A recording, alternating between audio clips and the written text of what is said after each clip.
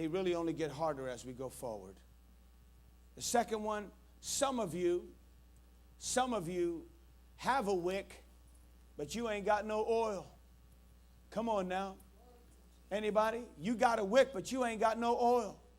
There ain't no oil in there, man. You just listen to me. Your wick is dry.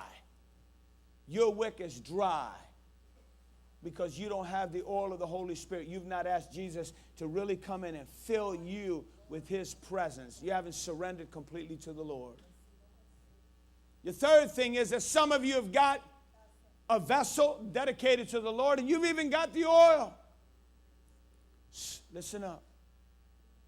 It's been a long time since you trimmed your wick.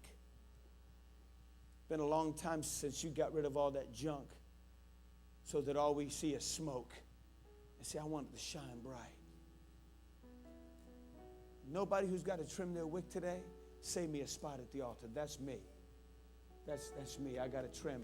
Every time I get a victory, I know I got to go back and get cut and circumcise my heart again. Anybody else? There you go. There's some honesty. Maybe I just needed to reword it. Say, I need to trim my wick, Lord. I just need to make sure I trim it and cut it so that I'm okay. Let me ask you a final question. Final question. Give me your final answer. How many of you do you have a vessel? You got oil, and you've had a wick.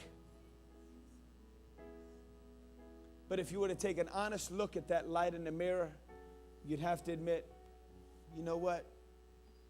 It's part artificial. It's my own light. God says, you don't have your own light. I'm the light.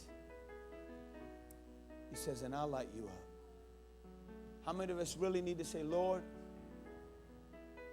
it's time that I understood that my walk has got to be about borrowed light.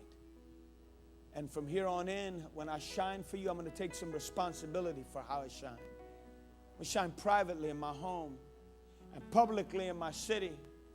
I'm going to shine with purpose and with direction. I want